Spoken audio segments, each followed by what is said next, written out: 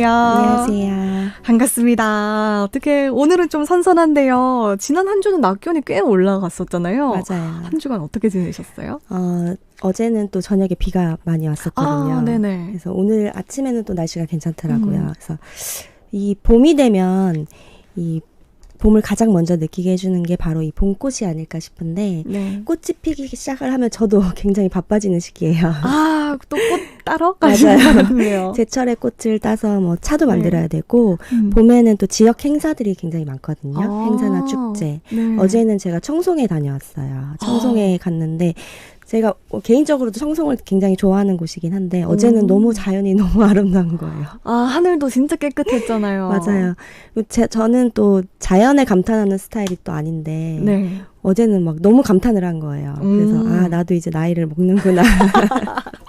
그래서 이 봄이 네. 아름다운 것은 이 봄꽃도 좋지만 그 꽃을 즐기는 이들이 있기 때문에 더욱더 아름다운 계절이 아닌가 싶습니다. 청취자분들도 이 봄이 가기 전에 꽃차도 한잔 하시고 봄을 더 많이 즐기셨으면 합니다. 네.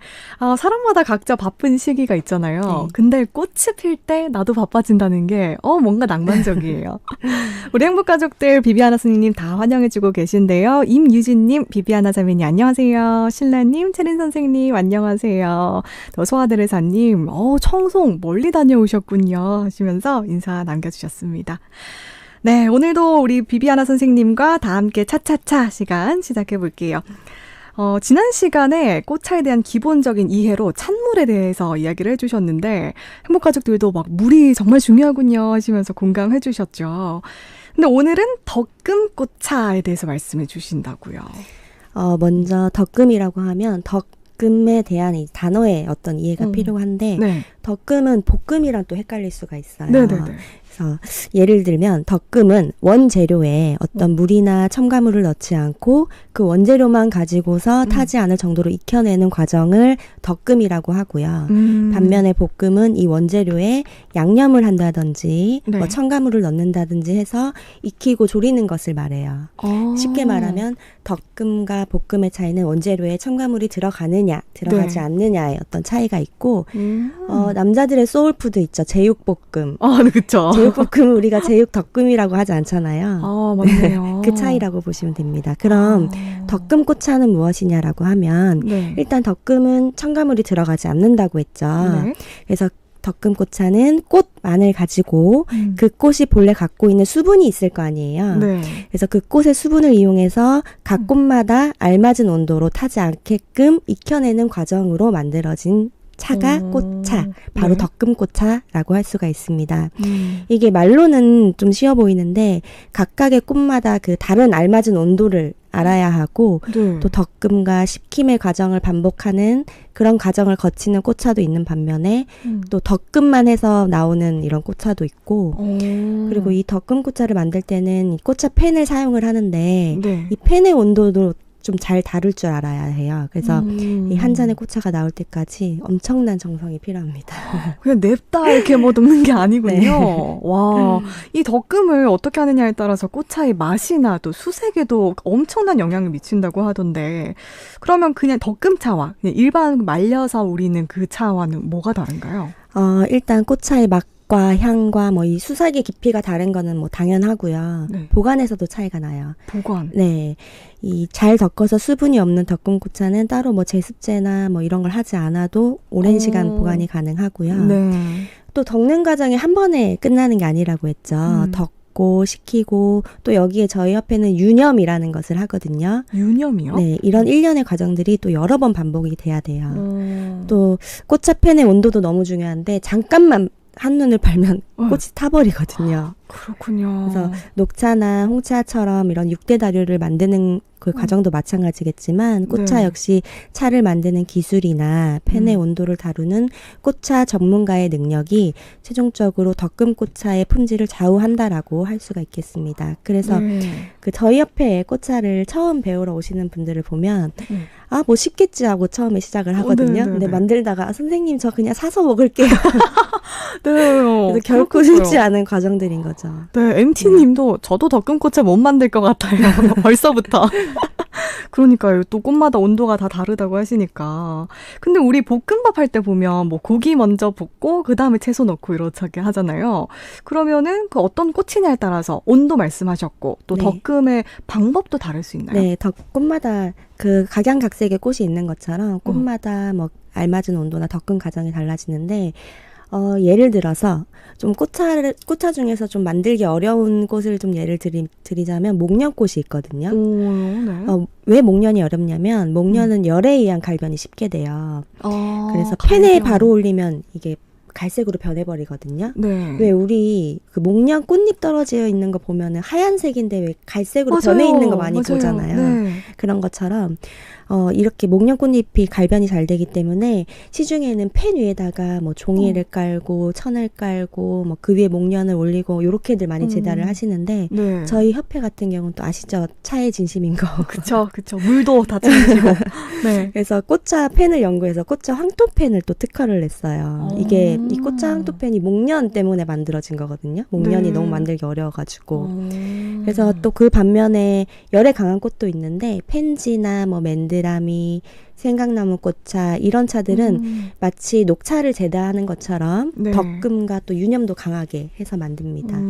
펜지도 뭐 시중에는 천을 깔고 꽃 모양 그대로 올려서 차를 만드는데 저희는 네. 유념이라는 것을 해요. 네.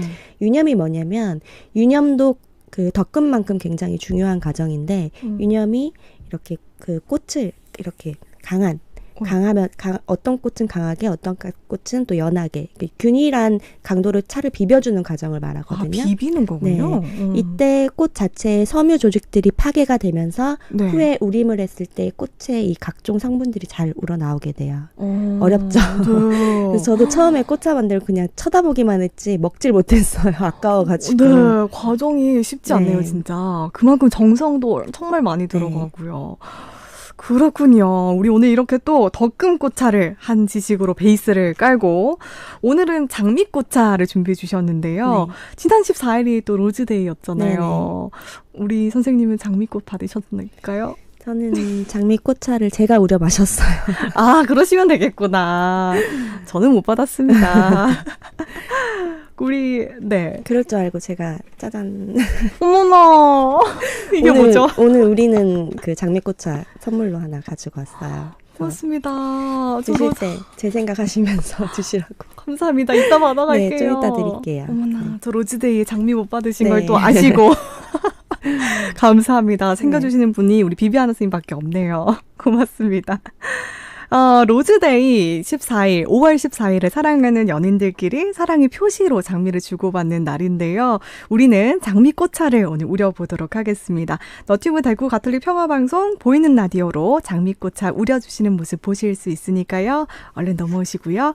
그동안 허진혁 신부님의 백만송이 장미 띄워드릴게요.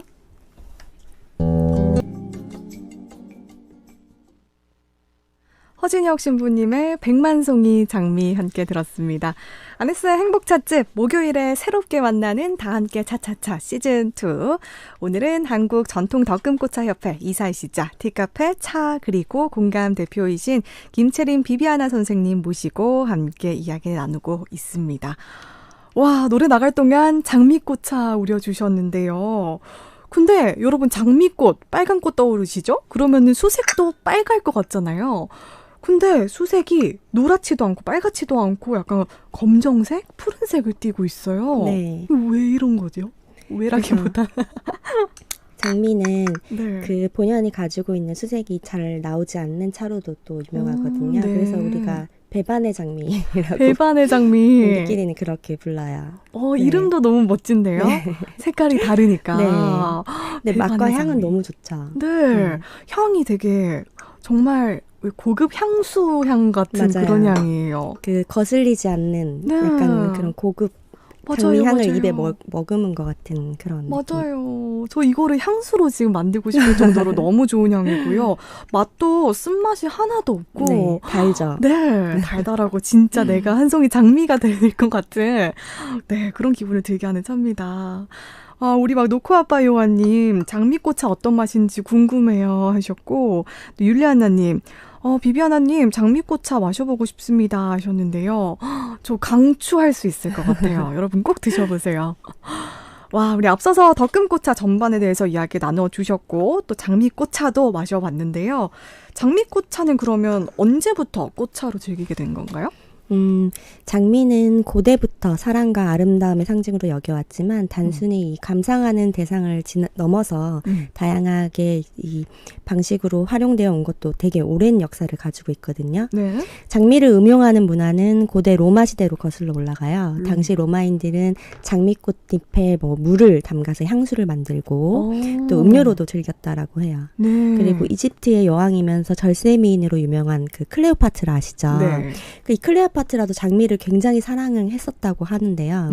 그녀는 뭐 장미 향수, 장미 목욕, 또 각종 뭐 음식물 디저트에도 이 장미나 온갖 향료를 넣어서 클레오파트라의 어떤 내뱉는 말 한마디, 한숨에도 다 장미 향기가 날 수 있도록 했다고 해요. 그래서 또 남자들이 장미 냄새를 맡을 때마다 클레오파트라를 떠오를 수 있게 하기 위해서 그 로마 제국의 통치자인 안토니우스를 유혹할 때 방에 체음흑과가 있는 이 장미 향수를 많이 뿌렸다고 하더라고요. 그래서 그 냄새를 잊지 못한 안토니우스는 죽으면서도 자신의 무덤에 장미꽃을 뿌려달라고 했을 정도로 클레오파트라가 장미를 굉장히 사랑했다고 합니다.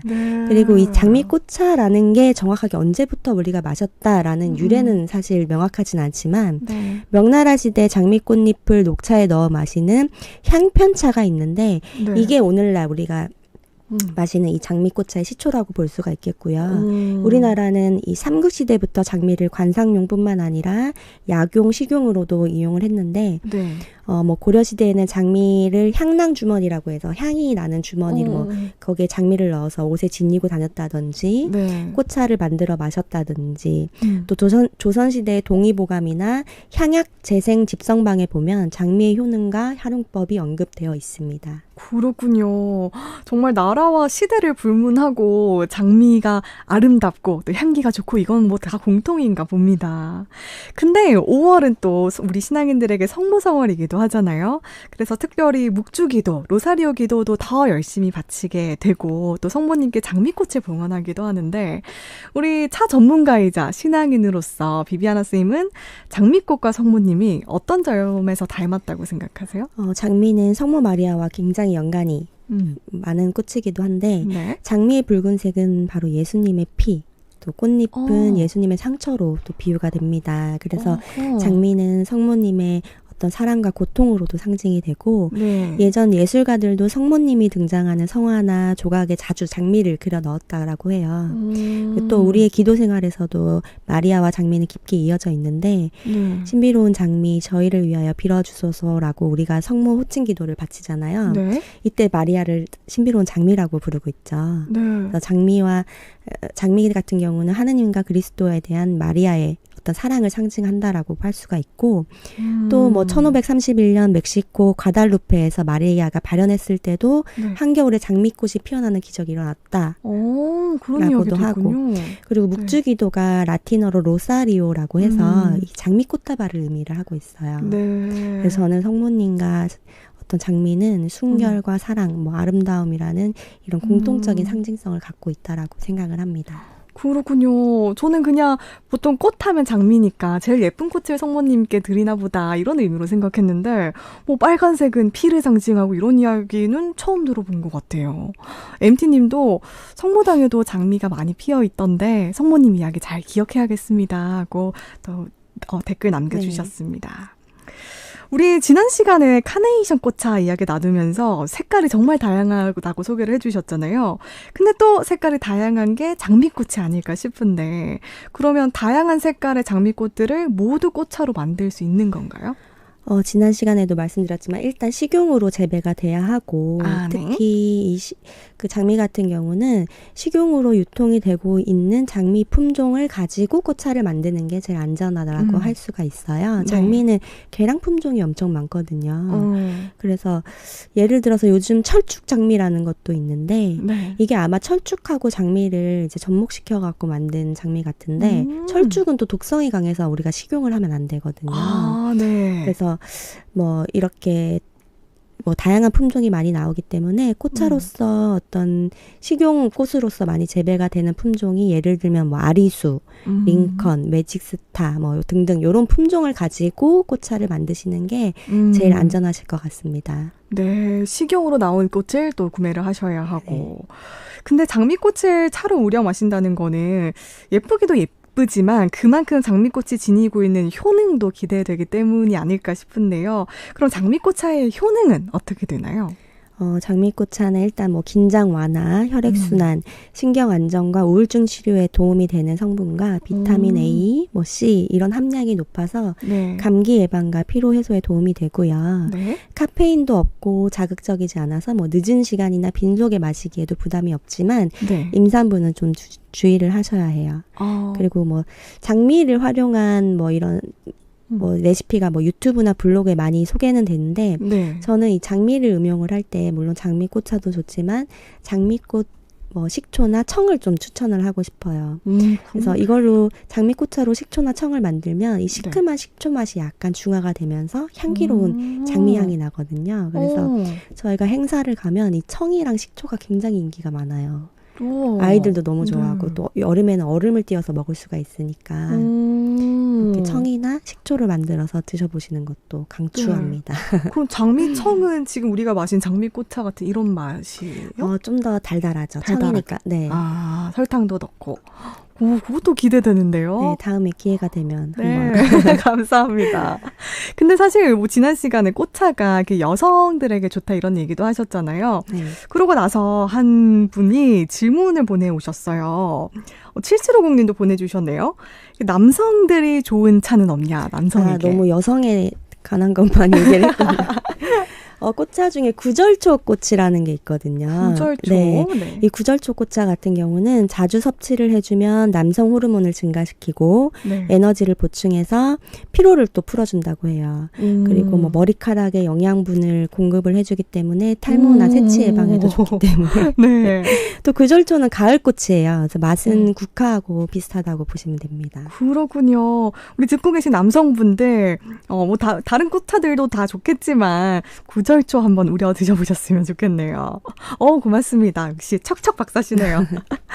그러면 지금 장미꽃으로 차도 우려 마시고 또 식초랑 청 얘기도 해주셨고요. 네. 근데 또 커피 블렌딩처럼 꽃차도 블렌딩해서 마실 수 있다고 하던데요?